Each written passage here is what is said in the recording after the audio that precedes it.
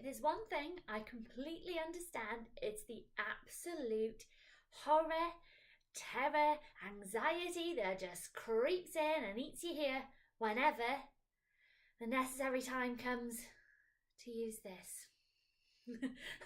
Hi, I'm Helen from Helen Williams Photography, and the one thing I remember when I started my wedding photography business was the absolute fear that crept in every time I needed to use one of these, and for a long time I just didn't. It sat in my bag.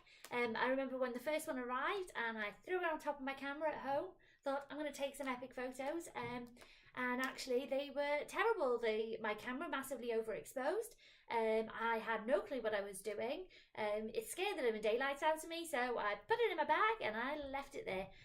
And pretty much that's where it stayed, until there comes a time when you really need to use it, particularly sort of wintertime, really dark churches, etc.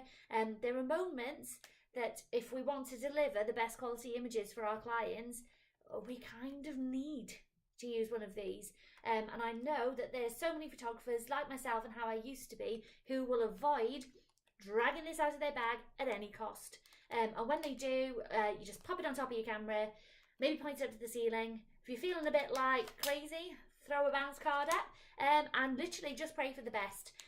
No real control, throw in an ETTL, and literally just hope that it's going to save you from the situation that you're already in. Wedding photography is really hard. It's not easy. We shoot in a crazy amount of different conditions, from 1 minute being in a really dark church to next minute being outside in really bright sunshine. There's always different lightings that we need to be able to control and manage if we're going to be the best photographer that we can be. And sometimes these are necessary. So for those of you who, like me, who avoided these as if they were the plague, and to put them on top of your camera could cause certain death, then this is the course for you.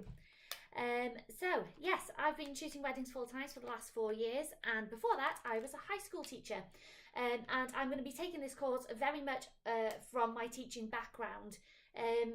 I used to teach drama. That was my sort of degree before this. Quite a creative person, and I never ever would have thought of sending my students into a high stress sort of say exam situation, because let's face it, we're under a lot of pressure on a wedding day. There's lots of people watching us, probably 20 Uncle Bobs over your shoulder trying to look what settings you're putting in your camera.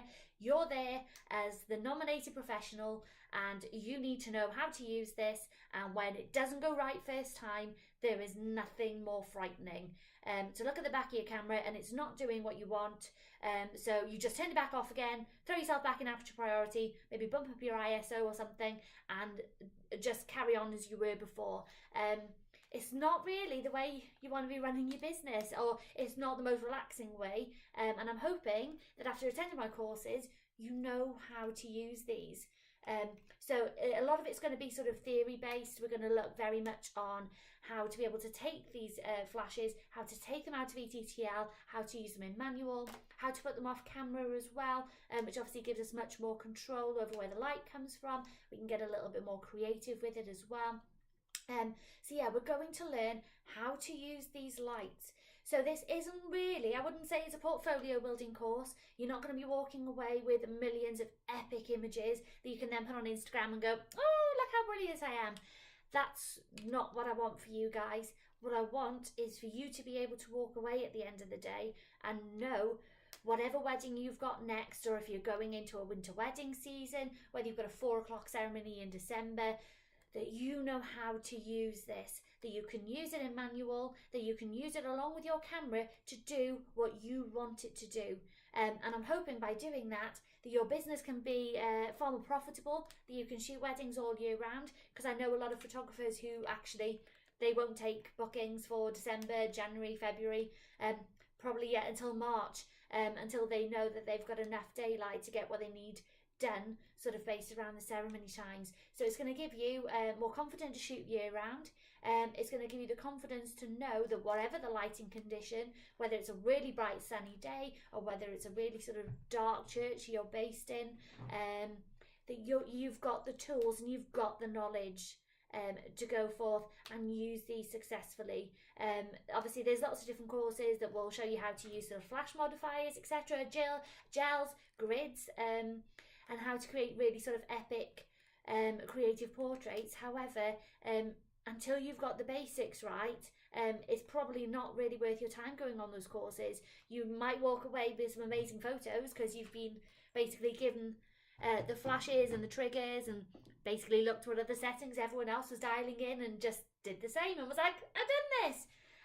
However, if you can't go home and understand how you did that and then translate what you've learned into a real wedding day, that you can use your flash confidently and quickly and without getting into a flap, then really you've not gained anything. So for me, this flash course is all about you understanding how to use your flashes and how to take control. So yes, we will have some models there. We'll head outdoors. We're going to make sure we've got time shooting after dark, because loads of the photographers who message me asking for sort of one-to-one and mentoring, one of the main things they want to do is just to be able to do a really simple off-camera flash shot at the night when it's gone dark, you know, the type silhouetted with the venue in the background, or to light the rain, etc. We'll sort of learn how to do that, and obviously we'll do some really nice portraits inside as well using off-camera flash. But like I said, yeah, this isn't really, or for myself, what I'm looking for is not necessarily you guys to be walking away with the best photos you've ever taken in your life.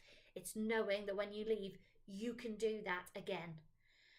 So yeah, that's what my courses are going to be based around. It's very much your learning to walk before you can run course, to really take control and take away the stress and anxiety that sort of really comes along when you're not confident to be able to use your flashes.